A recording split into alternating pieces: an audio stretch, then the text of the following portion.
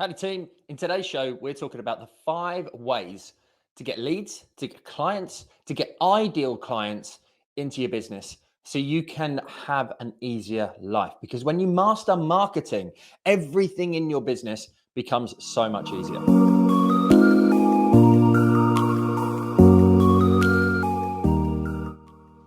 So I'm going to dive deep into the 5 for you. But before we get started, make sure that you rate and review, that you subscribe to the channel, that you listen back to other episodes as well. We bring you here all the information that you need to generate leads, increase sales, and maximize profit. This is the #1 show for helping you as a self-employed individual do that in your own life, in your own business, so you can master the skills that have taken me to 7 figures and beyond. So #1, I believe, and these 5, just to give you context, are completely interchangeable depending on the industry you're in.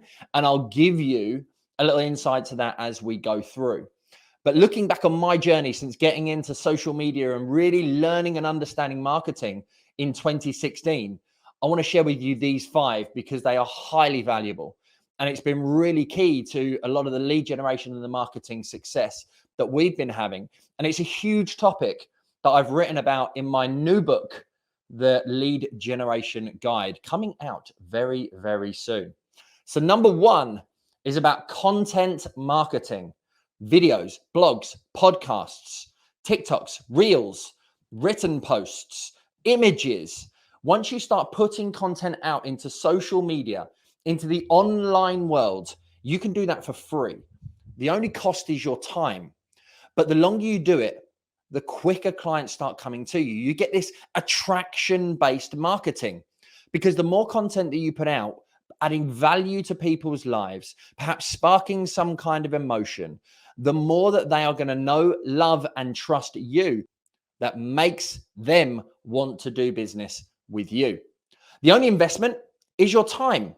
And as you begin to get results from your content marketing and your attraction, then what happens is you can delegate the repurposing, you can delegate the editing, you can let go of some of the technical skill that is needed in order to put your message further and wider. But the only thing is, there is only one you. You know your business, you know your brand, you know your product, you know your service better than majority of other people in your business. Perhaps you started the business as a self-employed person, or you're thinking about starting a business as a self-employed person. The first thing that you should be working on and mastering is content marketing and attraction-based marketing. Now, once you've mastered that, it's awesome because we can move on to #2. Now, #2 for me was referrals. Now, I could have done referrals first in certain industries, but unless you've made sales, it's really impossible to get referrals from those existing clients when you start asking for them. But here's the key thing. If you do #1 correctly and you do content marketing and you attract ideal clients, or you get people who know, love, and trust you that perhaps have never done business with you, because of your content marketing efforts, they will refer clients to you on a consistent basis.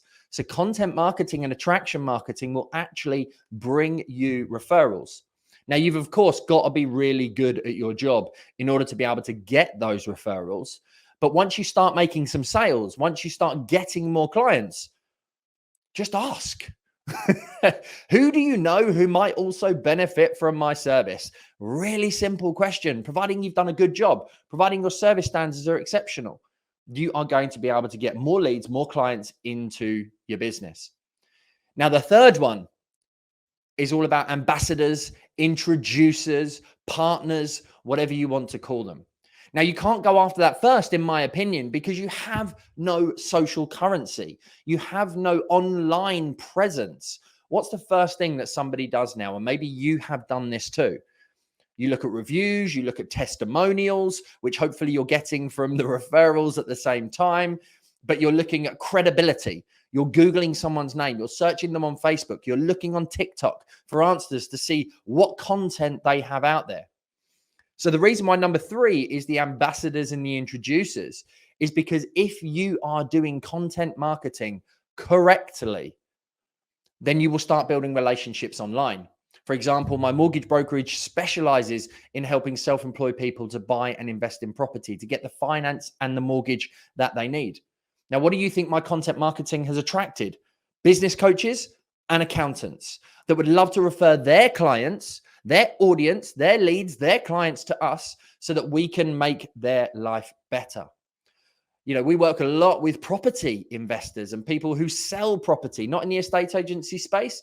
I don't pitch to that market, but we work a lot with people who are selling off plan. Now, this is the benefit of content marketing, even from a personal brand perspective.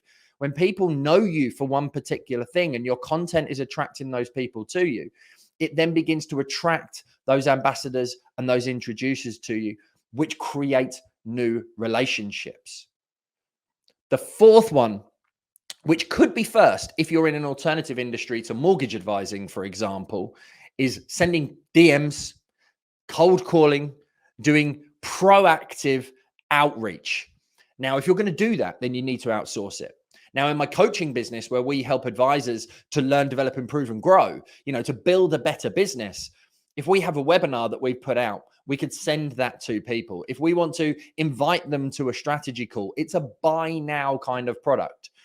For want of a better thought, if you're a personal trainer and you see a fat person on social media, you could technically send them a message, and hopefully if it resonates and they're thinking about losing weight or getting stronger or whatever it is, then the option is available for them to buy now. In the mortgage industry, it's much more difficult to do DM particularly because there's so many other pieces to the puzzle. There's the deposit, there's the time of year, there is, what's happening in the industry. There's summer holidays, there's interest rates going up at the present time of recording this. So the DM strategy would be fourth on my list if I was in mortgages. But what I could do from a DM point of view is invite somebody to watch my latest buy to let webinar or my first time buyer webinar, whatever it is. Cold calling was something that I did back in 2006 up until 2015, before I knew anything at all about marketing.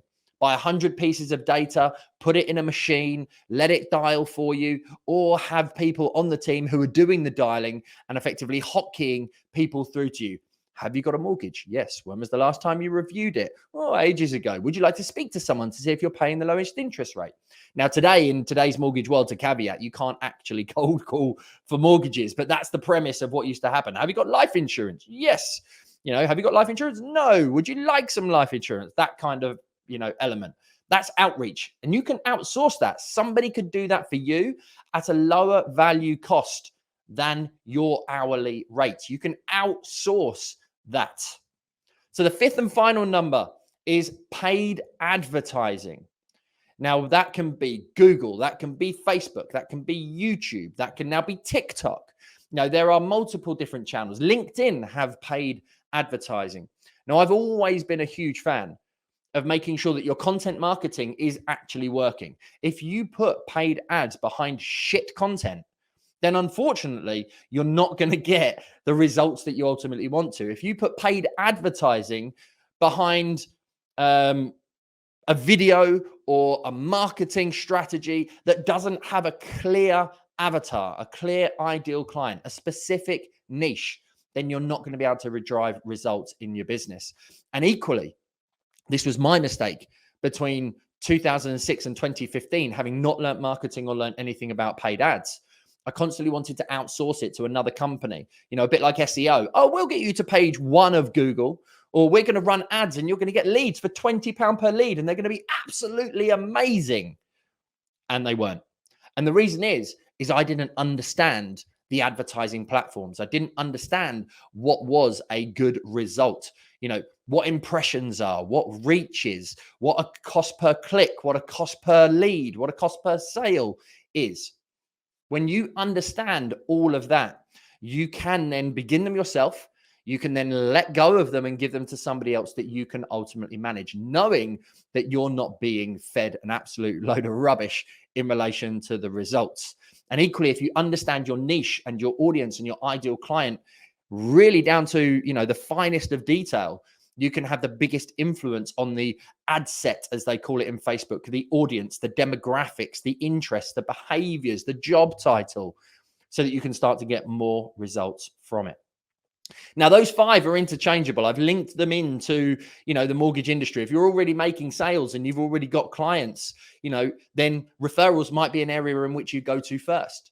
I've seen this in different ways, but from my journey, that order of the 5: content and attraction-based marketing, referrals, ambassadors and introducers, DM, cold call, outreach, and then paid ads has been the best strategy.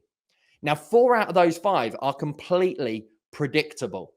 You've got content marketing, you've got ambassadors, you've got DM, and you've got paid ads. 4 out of those 5, they are predictable, but referrals aren't. And I see so many people starting out in their journey relying wholly and solely on referrals. But there's no way in which you can guarantee, as good as you may be at your job, that someone is going to serve you with a referral. You can ask for it, but you never know when it's going to come. But the big thing is, if you nail referrals better than anything else, you need to upskill yourself in these 5 areas. But if you nail referrals more than anybody else, if you absolutely get good at asking for it, seeding it, chasing back for it, then I guarantee you your cost of acquisition, the cost of getting a client, the cost of lead generation will become much, much cheaper for you. But if you nail your content marketing and your attraction-based marketing, then you're going to get more referrals anyway. You're going to attract more ambassadors. You're not going to have to do so much DM, cold call, and paid ads. DM and a cold call and outreach comes at a cost of an individual to do that on your behalf, or it comes at a huge cost of time because you've got to hit 100 people to perhaps get 1 bite. You know, your paid advertising comes at a cost, not only to someone to manage the ads, but also the ad spend. You know, ambassadors and introducers comes potentially at a share of the revenue that's being generated from the business that is being produced. But your content marketing is just an element of time, and you can outsource that for a lower cost. Your referrals and recommendations is just asking a simple question. It's the only one of the 5 that is free. So that's the 5 ways that I'm leveraging my business and I'm growing to make sure that we are attracting the ideal clients, that we're identifying our niche, that we're making sure that we are growing by working in order of the 5 that I have just given you. I hope that you have loved this episode. I hope that it's given you some ideas. I'd love to know if it has. So make sure that you reach out, contact me, DM, put a comment in, whatever it might well be. And I'll be sure to engage with you and let you know how you're getting on. Thank you very much indeed for tuning in. It's been a pleasure to serve you. Love giving you this information. Remember, now's the time to become pro.